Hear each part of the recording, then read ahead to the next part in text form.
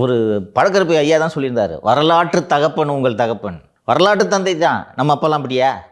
இன்னொன்று, கொஞ்சம் வெயிட் பண்ணணும், அவ்வளோதானே. இவர் ஜிகே மணியோ ஜிகேஎம் குமரனோ அன்பழகனோ அங்கே இருக்கக்கூடியவர்கள் யாராவது வந்து பாமக தலைவராக வரப்போகிறார்களா? முடியுமா? யாரையா போட்டி உனக்கு? அப்போ இங்கே இது ஒரு அமௌண்ட் வாங்கணும், இவ்வளோதானே. வேறு ஏதாவது இருக்கா? ரீசன் இருக்கா? சொல்லுங்கள். வேறு ஏதாவது ரீசன் இருக்கா சொல்லு. இல்லை உங்கள் ஐயாவை போல் நீ சமூக நீதிக்காக போராட போறியா நீ?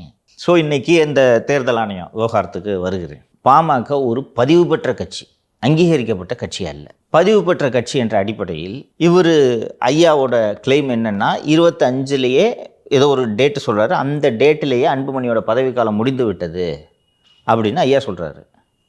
இவங்க இதுக்கு நடுவில் அதுக்கு மேலே பதவிக்காலம் இருக்குன்ற மாதிரி ஒரு கடிதத்தை இது அனுப்பிச்சிட்டாங்க. அதை ரெக்கார்டாக எடுத்துக்கிட்டு சரி ரைட்டு, திருப்பி ரீஎலெக்டட் அப்படின்னு சொல்லிட்டு அன்புமணி இதுன்னு பதிவு பண்ணிக்கிட்டாங்க. ஐயா என்ன சொல்கிறாரு, அந்த டேட்டில் அவன் தலைவர் இல்லைன்னு சொல்கிறாரு.